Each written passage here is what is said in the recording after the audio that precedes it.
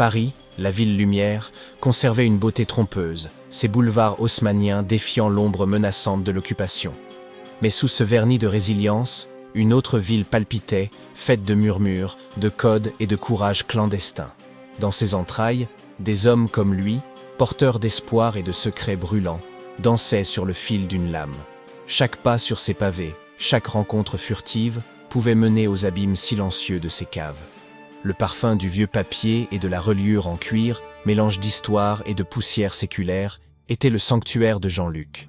À la bibliothèque Sainte-Geneviève, sous les arches monumentales, il était Jean-Luc Mercier, le bibliothécaire à l'allure modeste, les lunettes glissant perpétuellement sur son nez, le regard souvent plongé dans un incunable poussiéreux.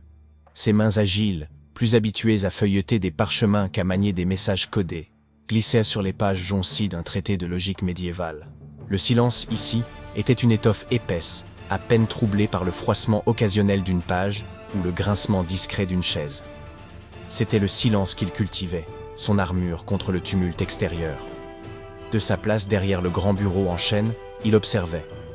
Il aidait une jeune étudiante hésitante à trouver un recueil de poésie latine, échangeait un sourire furtif avec une vieille dame aux doigts noueux qui consultait inlassablement des généalogies. Puis son regard s'attardait, sans s'y attarder vraiment, sur les officiers allemands qui, parfois, venaient ici. Non pas pour les romans, mais pour des cartes détaillées de l'Île-de-France, des documents historiques sur les fortifications ou des ouvrages de géographie économique. Ils croyaient scruter des informations. Ils ignoraient qu'ils étaient, eux aussi, scrutés.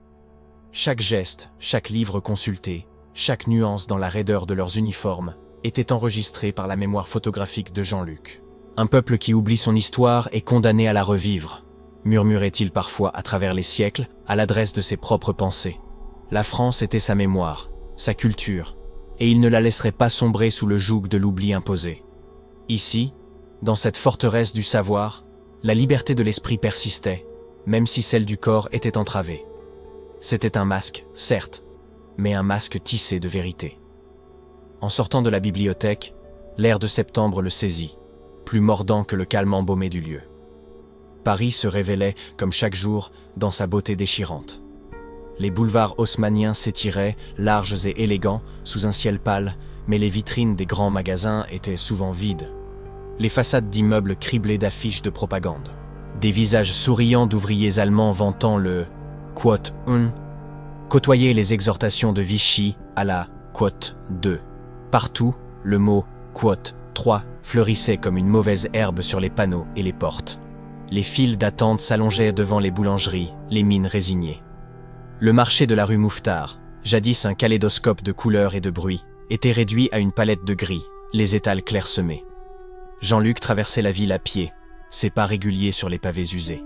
Il croisait des patrouilles de la Wehrmacht, leurs bottes claquant sèchement, indifférentes à l'élégance fanée de la capitale. Il voyait des agents de la Gestapo, reconnaissables à leur imperméable sans âge, et à la froideur de leurs regards qui balayaient les passants, cherchant une ombre, une hésitation. La peur était un brouillard léger mais persistant, imprégnant chaque ruelle, chaque sourire contraint. Il détestait cette ville sous uniforme. Il haïssait l'occupant et ses collabos, ces ombres grises qui souillaient l'âme de Paris. Mais la haine était un luxe, une émotion dangereuse. Jean-Luc cultivait la détermination, silencieuse et froide comme une lame, l'ancrant dans chaque fibre de son être. Sous son apparence de modeste érudit, battait un cœur de fer. Le rendez-vous était fixé dans une petite librairie de quartier. Quote 27. Niché dans une rue calme à l'ombre de Saint-Sulpice. L'endroit était connu pour ses éditions rares et ses propriétaires discrets. Un couple âgé qui ne posait jamais de questions. Jean-Luc entra, faisant tinter une petite clochette. L'odeur d'encre fraîche et de papier jauni l'accueillit. Au fond du magasin, une silhouette mince, drapée dans un manteau sombre, parcourait distraitement les rayons de poésie. C'était Colette. Ses yeux vifs, couleur de noisette, se posèrent un instant sur Jean-Luc, puis retournèrent à la contemplation des livres. Elle était jeune, à peine 20 ans, mais portait le poids de son rôle avec une maturité désarmante. Jean-Luc s'approcha, sa voix basse et mesurée, parfaitement audible pour Colette, mais noyée dans l'atmosphère douillette de la librairie pour tout curieux potentiel. Quote 28. Colette se tourna, un léger sourire aux lèvres, son regard pétillant d'une intelligence moqueuse. « Mais non, monsieur. Je me perds volontiers dans les vers. On y trouve parfois plus de vérité que dans les journaux, n'est-ce pas ? » « Absolument. Dites-moi, » continua Jean-Luc, choisissant un petit volume relié de façon élégante. « Avez-vous le dernier Baudelaire ?» Le Code. Un classique, mais efficace. Colette, sans hâte, tendit la main vers un rayonnage au-dessus de sa tête. Oh, le grand Charles. Toujours aussi difficile à dénicher, n'est-ce pas ? Je crois bien qu'il me reste un exemplaire, monsieur. Un tirage un peu particulier, si vous voyez ce que je veux dire. Elle attrapa un livre à la tranche légèrement plus épaisse que les autres. Un recueil de poèmes de Baudelaire, justement. Ses doigts fins le lui tendirent. Dans le même mouvement, invisible à l'œil non averti, elle glissa une minuscule enveloppe, à peine plus grande qu'une allumette, dans la tranche évidée du livre qu'il tenait. Quote 33. Jean-Luc sourit, son regard un instant plus chaleureux. Quote 34. L'échange fut rapide, fluide, et d'une banalité trompeuse. Il paya le livre à la caisse, le cœur battant plus vite qu'il ne l'aurait souhaité. De retour dans la pénombre de son petit appartement du 5e arrondissement, il sortit le microfilm. Un message simple, 3 lignes de texte crypté, révélant une tâche de surveillance de routine. Observer un certain fonctionnaire du ministère des Affaires étrangères du Reich, ses habitudes, ses déplacements. Une simple tâche pour... Quote 4. Une note dans une symphonie de murmures, prélude à des chants plus sombres. La note de service, une simple consigne de surveillance, avait été exécutée avec la précision mécanique qui caractérisait Jean-Luc. Observer, noter, disparaître. Le hibou était un spectateur silencieux de la comédie humaine, mais la symphonie des murmures s'apprêtait à changer de ton. Quelques jours plus tard, une tache d'encre un peu trop prononcée sur un angle de page d'un quotidien, un détail qu'il était le seul à remarquer, lui indiqua l'heure et le lieu. Non pas la librairie, non pas le quai de Seine, mais un endroit plus audacieux, plus risqué, le café de Madame Dubois. Paris, sous le ciel d'un automne pâle, conservait cette élégance désabusée des femmes qui ont connu des jours meilleurs mais refusent de se laisser abattre. Les affiches de propagande, Paris sous l'occupation allemande, travail, ordre et discipline, maculèrent les murs de pierre blonde. Mais les arbres du Luxembourg, malgré le couvre-feu imminent, s'accrochaient à leurs feuilles d'or et de rouille avec une obstination poétique. Jean-Luc, ses lunettes embuées par le froid mordant, traversait les rues, son livre habituel sous le bras, une couverture parfaite. Chaque ombre portée par un réverbère, chaque silhouette d'officier allemand qui passait, était un rappel de la minceur du voile entre sa vie feinte et la réalité brûlante qui grondait sous ses pieds. Le café des 2 amis, tenu par Madame Dubois, n'avait de 2 amis que le nom. La clientèle était clairsemée. Quelques vieilles dames aux chapeaux démodés, des étudiants en mal de chaleur et d'une boisson chaude, et parfois, un soldat allemand égaré, attiré par l'odeur du ersatz de café. Mais sous son décor de velours élimé et de miroirs ternis, le café était un bastion. Un lieu de ralliement où la liberté, aussi fragile fût-elle, osait encore se risquer. Madame Dubois, une femme dont le visage portait les cicatrices du temps et l'éclat d'une intelligence incandescente, était derrière son comptoir, essuyant des verres avec une lenteur rituelle. Ancienne poétesse, son regard bleu acier avait vu trop de printemps et d'hiver pour se laisser duper par les apparences. Elle lui fit un signe de tête à peine perceptible.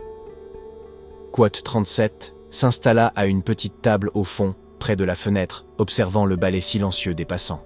Quelques minutes plus tard, un homme s'assit en face de lui sans un mot. Antoine. La quarantaine robuste, le visage buriné, l'air d'un bûcheron reconverti en professeur de philosophie.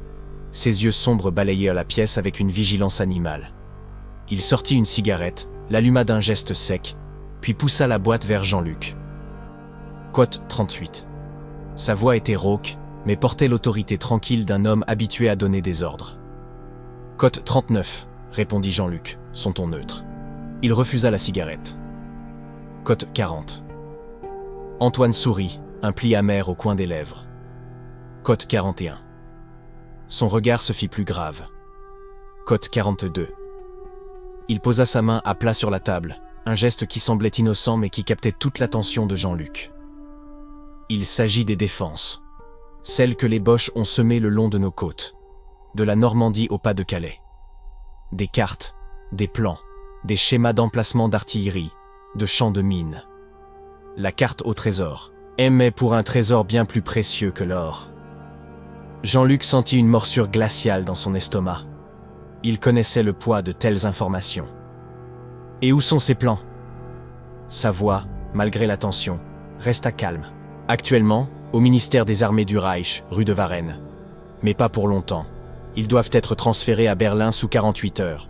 Nous avons une fenêtre, petite comme un œil d'aiguille, pour les intercepter. Antoine se pencha légèrement, baissant encore plus le ton. Un homme les a. Un certain monsieur Dubois, Henri Dubois. Il travaille au ministère, un fonctionnaire que l'on pourrait juger accommodant. Jean-Luc le regarda. Un collaborateur? Antoine hocha la tête, un éclair dans les yeux. En apparence. Mais les apparences sont souvent de la poudre aux yeux, comme vous l'avez si bien dit. Monsieur Dubois est des nôtres. Un patriote qui joue un rôle dangereux. Il a accès aux documents. Il peut les extraire. Mais il lui faut un moyen de les faire passer. Et ce moyen, c'est moi. C'est toi, Hibou. Ta réputation de fantôme silencieux nous précède. Et ta mémoire, elle est une légende. Antoine marqua une pause. Le plan est le suivant. Monsieur Dubois organisera un incident mineur, une sorte de distraction, dans les couloirs du ministère. Ce sera ton signal. Tu devras être là, au bon moment, au bon endroit. Il te passera les documents, ou une indication cruciale pour les trouver. Le tout sous le nez des Allemands. Un incident mineur, dans un ministère du Reich? C'est une folie. Moins folle que de laisser ses plans s'envoler à Berlin. Comprends bien, Jean-Luc, si nous échouons, les Alliés débarqueront à l'aveugle. Des milliers de vies. C'est le prix. Jean-Luc ferma les yeux un instant. Le poids du monde semblait s'être posé sur ses épaules. La bibliothèque, les manuscrits anciens, sa vie discrète, tout cela lui semblait soudain lointain, un refuge fragile. Il rouvrit les yeux, son regard posé sur Antoine, puis sur Madame Dubois derrière son comptoir, dont la silhouette se tenait droite comme un étendard. La beauté trompeuse de Paris, les murmures de la résistance.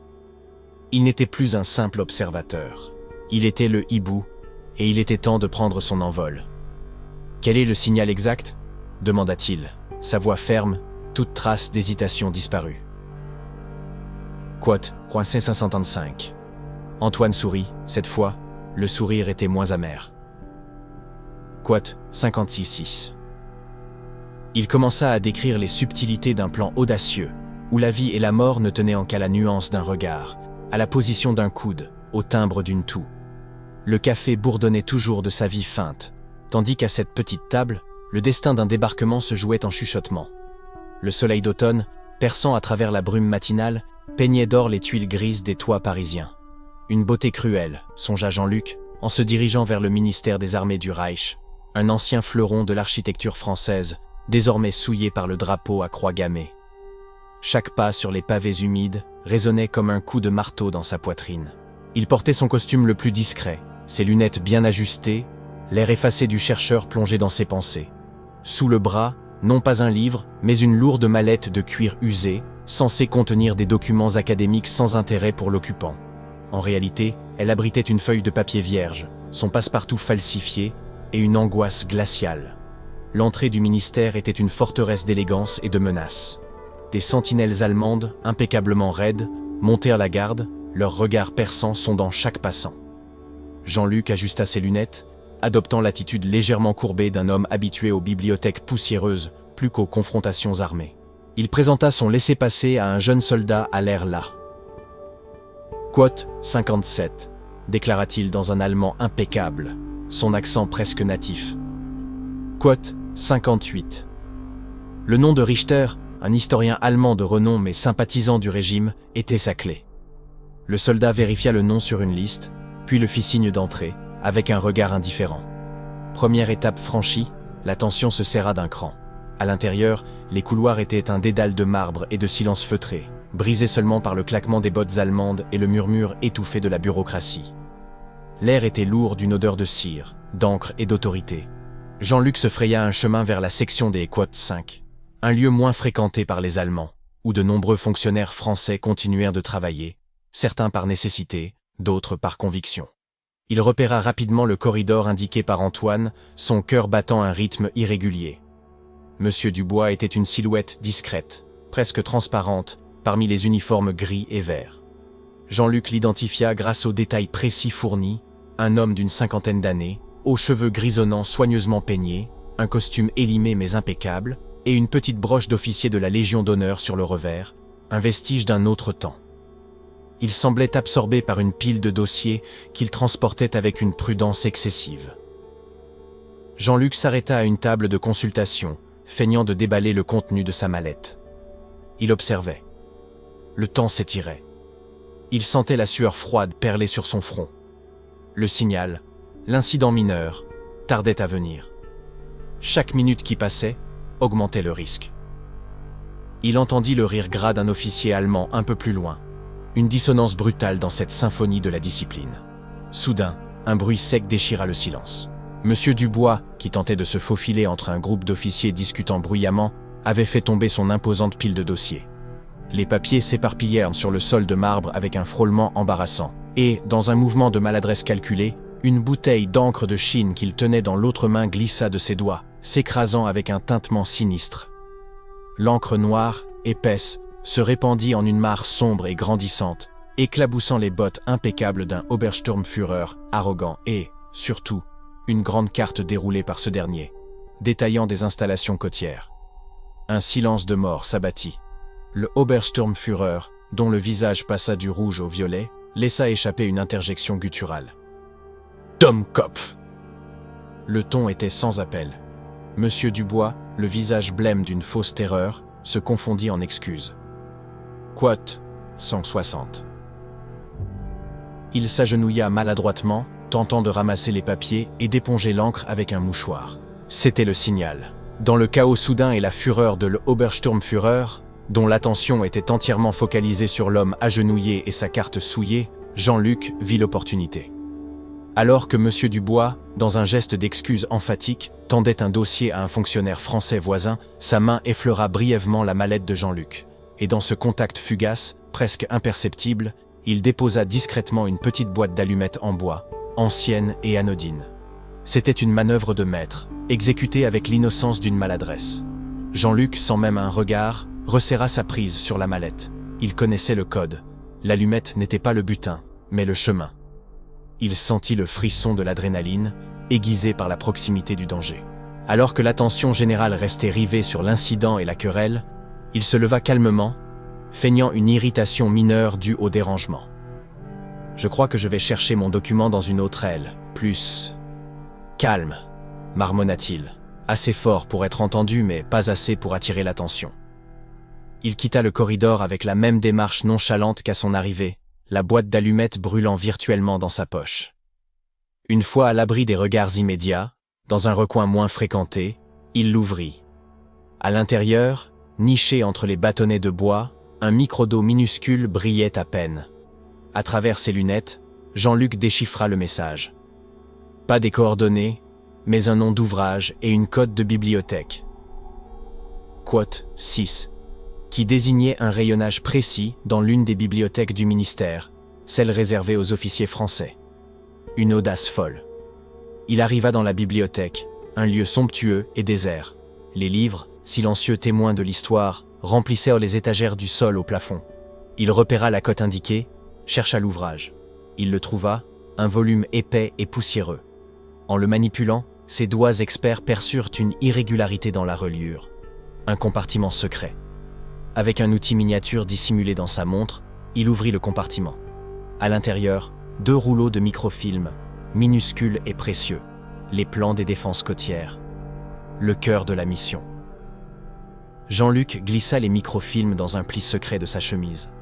Puis, refermant le livre et le remettant en place, il quitta le ministère avec la même discrétion qu'à son entrée, saluant le même jeune soldat sans que ce dernier ne le regarde vraiment.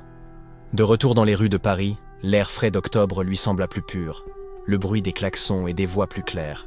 La ville, avec ses façades haussmanniennes immobiles et ses kiosques à journaux vendant la propagande allemande, reprenait son apparence trompeuse.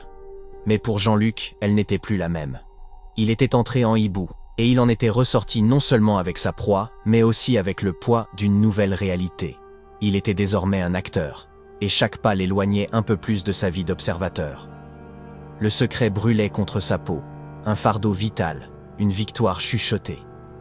Le secret brûlait contre sa peau, un fardeau vital, une victoire chuchotée. Paris, ses façades haussmanniennes défilant sous ses pas, lui semblaient étrangement irréelles, comme une scène de théâtre où il serait le seul à percevoir les fils invisibles du drame.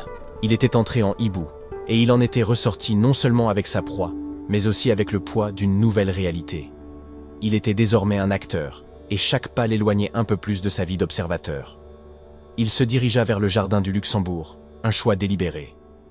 Au milieu des jeux d'enfants et des promeneurs insouciants ou feignants de l'être, la discrétion était paradoxalement plus facile à maintenir. Le soleil d'octobre jouait à cache-cache avec les nuages, dorant les feuilles rousses et la pierre ancienne de la fontaine Médicis. Jean-Luc s'assit sur un banc, près d'une statue recouverte de mousse, feignant de lire un vieux recueil de poésie. Son regard, cependant, balayait le parc, s'attardant sur chaque visage, chaque silhouette. Quelques minutes plus tard, Colette apparut. Elle portait un simple foulard bleu et tenait une petite musette. Elle s'approcha du kiosque à musique, s'arrêta un instant, comme pour admirer les chrysanthèmes fanés. C'était le signal. Jean-Luc se leva, se dirigeant vers le kiosque à pas lents, l'air perdu dans ses pensées. Ils se croisèrent, leurs corps se frôlant à peine. Quote 62. Murmura-t-elle sans le regarder, sa voix si basse qu'elle fut presque couverte par le rire d'un enfant. Quote 63. Répondit Jean-Luc, sa main glissant discrètement le pli de sa chemise dans la musette entr'ouverte de Colette. Il sentit le contact rapide et froid des microfilms. Quote. Ouais, 164. Répliqua-t-elle, son pas ne ralentissant pas. Elle disparut dans la foule, aussi discrète qu'elle était apparue, emportant avec elle le cœur de la mission. Jean-Luc sentit un relâchement dans ses épaules, une sorte d'ivresse légère, bientôt remplacée par une vigilance accrue. Il avait accompli sa tâche. La victoire était à la fois douce et amère, car elle ne faisait qu'ouvrir la porte à d'autres dangers. Il quitta le parc, l'esprit clair, se dirigeant vers le nord, vers la rue des Archives, où l'attendait une livraison de parchemins médiévaux à la bibliothèque. Sa vie de couverture reprenait ses droits, une forteresse de banalité. Il traversait une petite rue animée du Marais, le son des sabots sur les pavés et des voix mêlées remplissant l'air. C'est là que cela arriva. Deux hommes en imperméable de cuir noir, d'une coupe trop militaire pour être élégante, émergèrent d'une ruelle sombre. Ils ne portèrent pas d'uniforme, mais leur aura était celle d'un prédateur. Sans un mot, l'un d'eux lui barra le passage. L'autre, plus grand, afficha un sourire froid. « Vos papiers, s'il vous plaît, monsieur !» La voix, monocorde et autoritaire, était celle de l'occupant. Jean-Luc sentit son sang se glacer, mais son visage, fruit d'années d'entraînement au détachement intellectuel, resta impassible. Il tendit ses documents d'identité, son permis de circulation, sa carte de bibliothécaire. Tout était en ordre, vérifié et revérifié. L'homme aux yeux clairs examina les papiers avec une lenteur exaspérante. Son regard, tel un scalpel, semblait vouloir disséquer l'âme derrière le papier. Mercier, Jean-Luc. Bibliothécaire. Très intéressant. Il marqua une pause, ses yeux perçants le fixant. Nous avons reçu un signalement. Un homme de votre description, vu à plusieurs reprises dans des cercles, jugé peu orthodoxe. Jean-Luc haussa un sourcil, le geste innocent d'un homme agacé par une accusation absurde. Quote 68.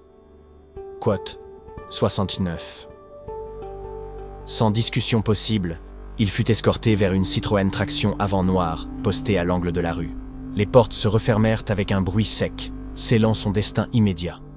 Le véhicule démarra sans un à-coup, traversant Paris comme un corbillard, insensible à la beauté mourante des arbres, au toit de zinc sous le ciel gris. L'adresse, Jean-Luc la connaissait par les murmures qui parcouraient la ville comme un frisson.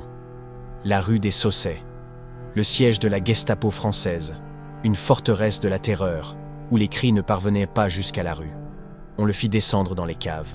L'air y était lourd, saturé d'humidité et d'une odeur métallique qu'il identifia instinctivement comme le sang séché. Des bruits étouffés, des plaintes parfois, traversèrent les murs épais, des échos de souffrance qui rendaient la gorge sèche. Il fut mené dans une pièce spartiate. Une simple table de bois, 2 chaises, une ampoule nue pendue au plafond, projetant une lumière crue sur un portrait d'Hitler accroché de travers.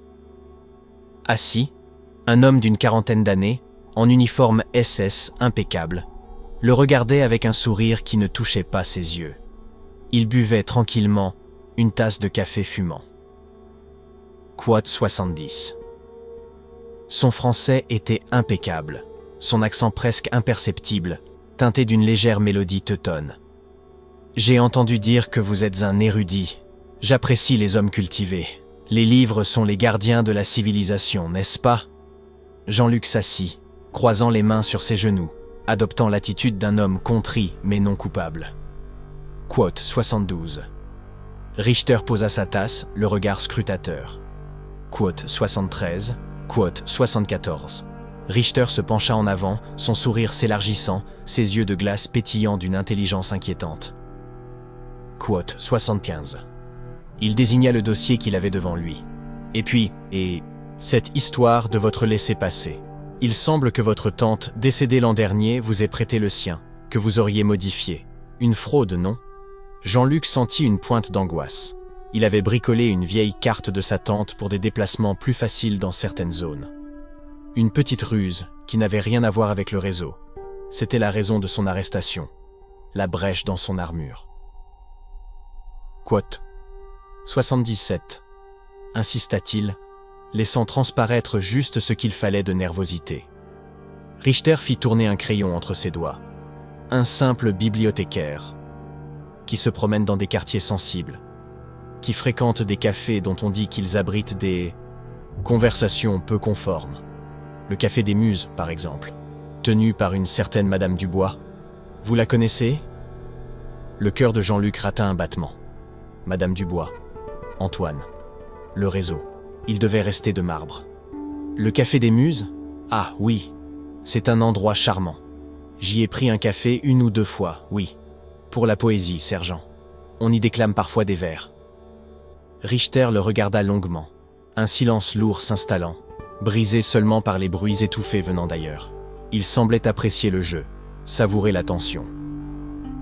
La poésie, monsieur Mercier, peut être une arme, surtout quand elle n'est pas celle que nous autorisons. Le sergent se leva, fit le tour de la table, s'approchant de Jean-Luc. L'odeur de son uniforme, de son aftershave, envahit l'espace.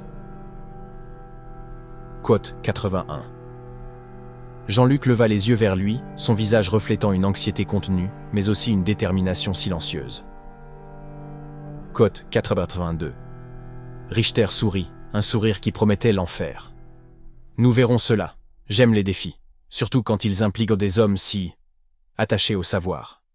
Il sortit de la pièce, laissant Jean-Luc seul dans la lumière crue, face au portrait d'Hitler, avec les bruits des caves pour seule compagnie. La partie venait de commencer, et les règles étaient mortelles. Les bruits des caves. C'était donc ça, l'accompagnement musical de l'enfer. Des plaintes étouffées, un murmure qui pouvait être un sanglot ou une prière, le cliquetis métallique de chaînes invisibles, et par-dessus tout, le son sourd et régulier d'une botte sur le béton, rythmant une danse macabre. Jean-Luc ferma les yeux un instant, laissant l'image du portrait d'Hitler s'estomper derrière ses paupières. Il était seul. Pas vraiment. Les murs vibraient des souffrances d'autres, une symphonie dissonante de la peur.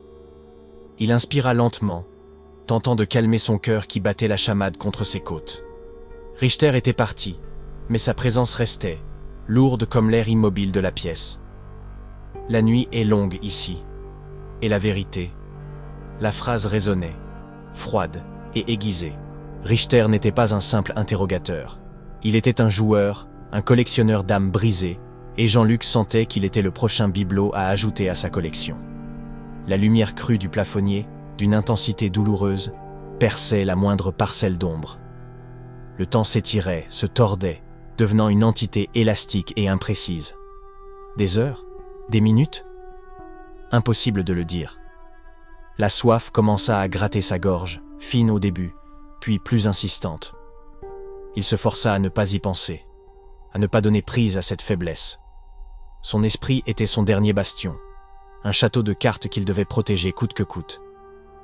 Il repassa en revue chaque mot de son interrogatoire, chaque nuance de la voix de Richter, chaque froncement de sourcils. Le café des muses. Madame Dubois. Richter savait. Mais jusqu'où? Avait-il un nom précis, un détail concret, ou juste une intuition renforcée par les ragots collectés par son réseau d'informateurs? Jean-Luc avait bien joué son rôle, celui de l'érudit un peu naïf, trop absorbé par ses vieux grimoires pour s'intéresser aux misères du monde. Mais Richter avait les yeux d'un faucon, et son plumage gris cachait un intellect pervers. Soudain, la porte s'ouvrit avec un grincement strident qui lui vrilla les nerfs. Ce n'était pas Richter. Un petit homme trapu, l'uniforme maculé, portait un plateau avec une gamelle d'étain. Il la posa brutalement sur la table sans un mot, le regard vide comme celui d'un animal de trait, puis ressortit. Jean-Luc regarda le contenu. Une bouillie grisâtre dont l'odeur acide lui souleva l'estomac. Manger ou non? Manger, c'était admettre une faiblesse. Ne pas manger, c'était en créer une autre, physique celle-là. Il prit une cuillère de la mixture tiède. C'était fade, insipide, mais il savait qu'il devait tenir. Le jour se levait peut-être au-dessus de Paris. Il imaginait les premières lueurs sur la Seine, les boulangers qui déchargèrent le pain encore chaud, l'odeur du café, si rare désormais. Le Sacré-Cœur veillant sur la ville, immuable, indifférent aux petits drames qui se jouaient dans ses entrailles. La beauté cruelle de Paris, écrin de marbre et de lumière, cachant une noirceur abyssale. La ville qu'il aimait, qu'il protégeait, et qui, sans le savoir, l'abandonnait aux ténèbres. La porte s'ouvrit de nouveau, cette fois sans bruit, révélant la silhouette de Richter. Il portait un dossier sous le bras. Son sourire était plus affûté, ses yeux pétillaient d'une malice nouvelle. Il s'assit, croisa les doigts, tel un marionnettiste s'apprêtant à tirer les ficelles. Quote 85. Jean-Luc le regarda droit dans les yeux. Quote 86. Quote 87. Richter tapota le dossier. Quote 81. Quote 81. Quote 90. Le cœur de Jean-Luc fit un bond. C'était vrai. C'était aussi le moment où il avait perfectionné son allemand. Une information publique, mais qui pouvait être interprétée. Quote 91. Richter hocha la tête, sans cesser son sourire. Quote 92. Jean-Luc plissa les yeux. Neumann était un pacifiste ardent, qui avait fui l'Allemagne en 1937, et avait été un contact initial pour l'Intelligence Service avant la guerre. Son nom n'aurait jamais dû apparaître. Docteur Neumann, je me souviens d'un professeur de ce nom. Un homme brillant. Jean-Luc tenta de sonner vague, nonchalamment. Brillant, dites-vous. Il a malheureusement eu une fin prématurée, après avoir exprimé des opinions que notre régime trouvait peu appropriées. Mais ce n'est pas le plus intéressant. Non. Ce qui m'intrigue, R. Mercier, c'est que Dr Neumann était connu pour avoir une prédilection particulière pour les ouvrages controversés, des manuscrits subversifs, des pamphlets, des cartes. Le mot « carte » tomba comme une pierre, lourd de sous-entendus. Richter le regardait fixement, son sourire figé, une promesse de douleur dans ses yeux. Jean-Luc sentit une sueur froide perler sur sa nuque. Les documents sur les défenses côtières. Le lien était ténu, presque inexistant, mais Richter le tissait, point par point, avec la précision d'un bourreau.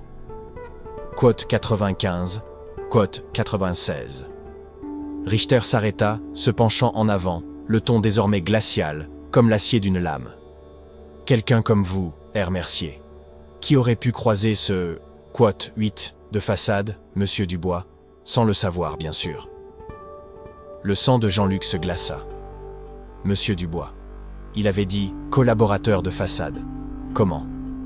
À moins que Richter ne sache tout. Le nom de Dubois n'avait jamais été prononcé en sa présence. C'était une information interne, où Richter bluffait. Le cœur de Jean-Luc cognait contre sa poitrine, une batterie de guerre. Je ne comprends pas, sergent, je vous assure.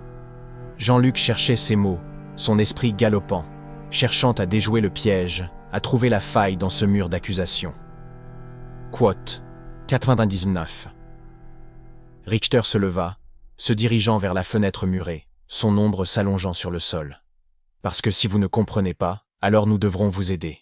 Et les méthodes que nous utilisons, R. Mercier, ne sont pas tirées de vieux grimoires. Elles sont d'une efficacité très moderne. Il désigna le mur d'un geste vague vers les bruits étouffés qui semblaient s'être intensifiés. Un crescendo de souffrance. Vos collègues d'à côté commencent à comprendre, lentement, mais ils finissent toujours par comprendre. Il se retourna, son sourire de prédateur revenu, plus carnassier que jamais. Alors, Herr Mercier, parlons de cartes.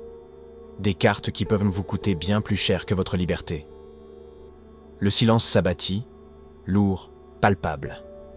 Jean-Luc savait que le véritable assaut venait de commencer. Richter avait des informations, pas complètes, mais suffisamment menaçantes pour le broyer.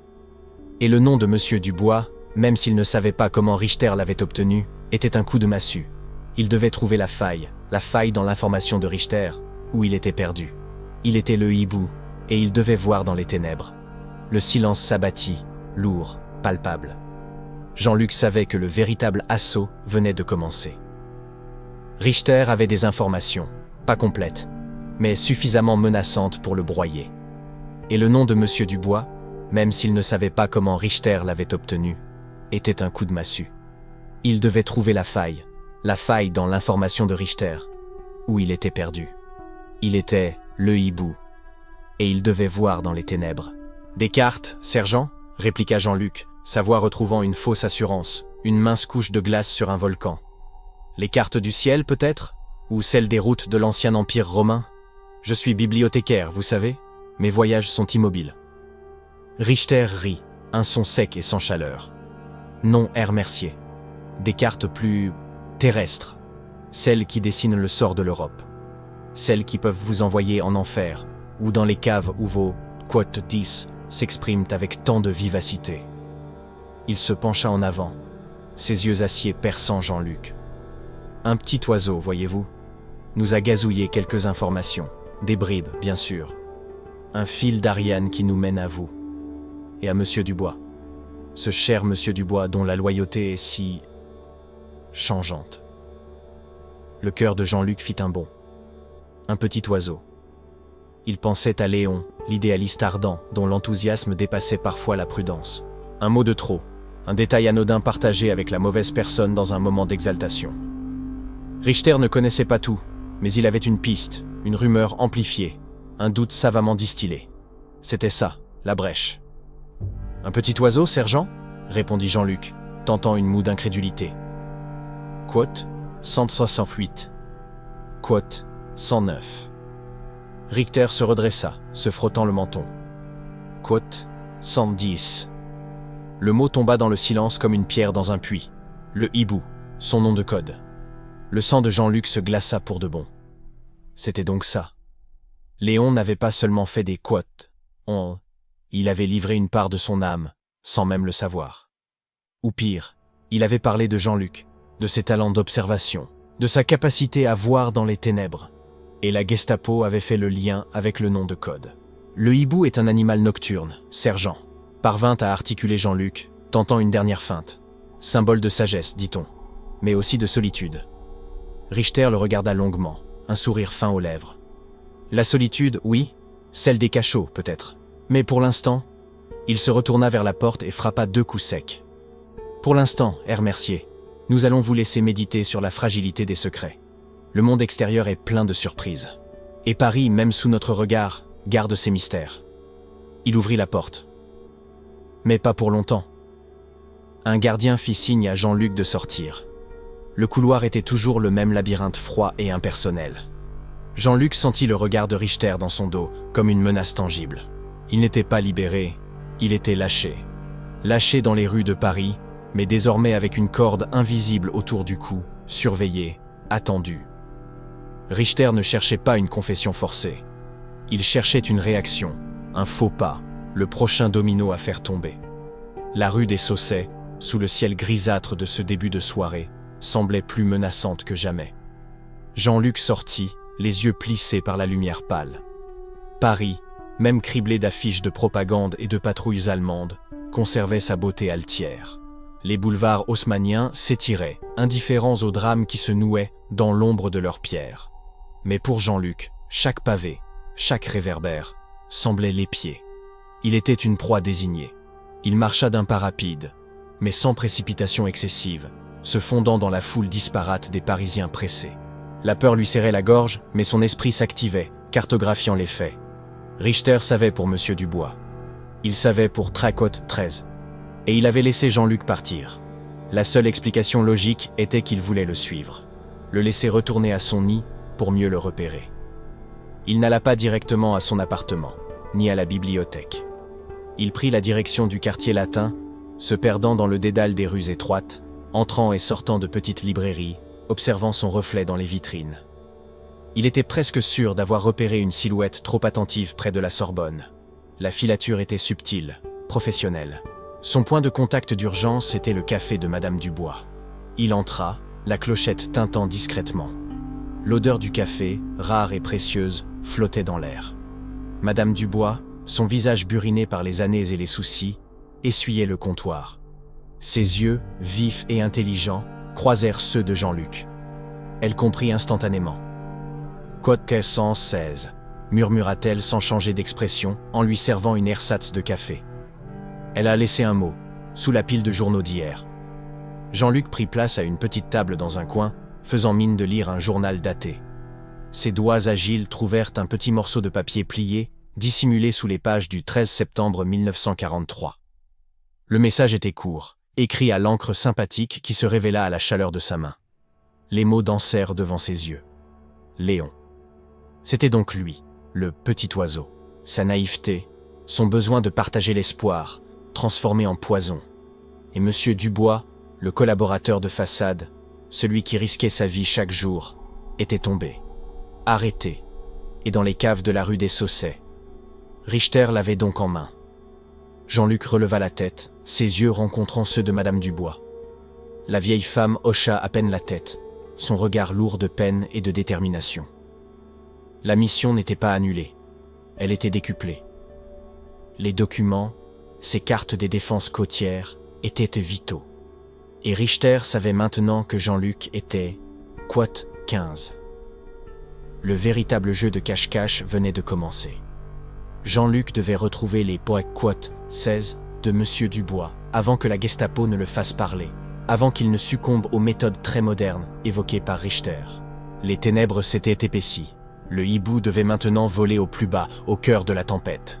Le silence du café de Madame Dubois, soudain, sembla plus lourd, la clochette ayant cessé son tintement joyeux depuis une éternité. Jean-Luc sentit le froid de la rue des Saussets s'insinuer sous sa peau, non pas le froid de l'hiver parisien naissant, mais celui, plus glacial encore, des abysses de la Gestapo. Richter. Le nom résonnait comme un glas. Il savait. Il savait que Quote 18 existait et qu'il chassait ses feuilles. La chasse était désormais ouverte dans les deux sens. Madame Dubois posa une main tremblante sur la sienne, puis la retira vivement, comme si ce contact brûlait. « Il n'y a plus de temps, Jean-Luc, » murmura-t-elle, sa voix rauque d'une angoisse rentrée. « Colette, elle a eu peur pour toi. » Jean-Luc hocha la tête, le message de Colette encore gravé dans sa rétine. Il a caché les quotes 20. Urgent. Où Monsieur Dubois était un homme de système, de subtilité. Un collaborateur de façade, oui, mais un patriote jusqu'à la moelle. Il n'aurait pas laissé ses documents vitaux à la portée du premier fouineur, ni même d'un agent zélé de la Gestapo. Son esprit, entraîné à décoder les manuscrits anciens, les indices dissimulés dans les marges, s'activa avec une fièvre nouvelle. Il revoyait Dubois, il y a quelques semaines, attablé dans un coin discret de la bibliothèque Sainte-Geneviève, l'observant consulter de vieux registres cadastraux. Dubois avait alors souri, un sourire étrange, teinté de mélancolie et d'une pointe d'amusement. On dit que les vieux murs gardent les meilleurs secrets, n'est-ce pas, cher Jean-Luc? Surtout ceux qui ont vu le monde changer de maître 100 fois. Plus on cache en pleine lumière, moins on est vu. Une phrase anodine, prononcée comme une pensée volée. Mais dans ce contexte, ces mots prenaient une signification d'une clarté effrayante. Les vieux murs. Le bureau de Monsieur Dubois était situé dans l'ancienne annexe de la préfecture, un bâtiment du XVIIe siècle réquisitionné par une section de l'administration militaire allemande pour la gestion des approvisionnements et des cartes. Un lieu où le désordre des archives françaises côtoyait la rigueur germanique, un mélange propice à l'oubli.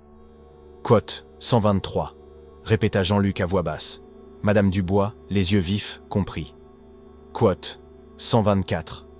Elle marqua une pause. Quote 125. Quote 126. Il se leva, le dos droit, la résolution trempant chacun de ses gestes. Côte, 127. Il quitta le café, la clochette sonnant cette fois le début d'une course contre la montre. Paris s'étalait devant lui, une toile de maître sous une lumière blafarde. Les boulevards haussmanniens, malgré les affiches de propagande et les drapeaux à croix gammés, conservaient une élégance hautaine, comme une femme digne qui refuse de baisser les yeux. Des patrouilles de la Wehrmacht arpentaient les rues, leurs bottes claquant sur le pavé comme les battements du cœur de Jean-Luc. Les Parisiens, le visage fermé, faisaient la queue devant les boulangeries et les boucheries, leurs regards évitant les occupants avec une dextérité acquise. Jean-Luc, son habituel volume d'histoire de l'art sous le bras, marchait d'un pas mesuré, la démarche feutrée du bibliothécaire qu'il incarnait si bien. Il traversa le Pont-Neuf, le vent frais de la Seine fouettant son visage, et se dirigea vers l'île de la Cité. Le bâtiment de la préfecture, austère et massif, se dressait, une sentinelle silencieuse du passé. Accéder à l'annexe n'était pas difficile pour un érudit comme lui.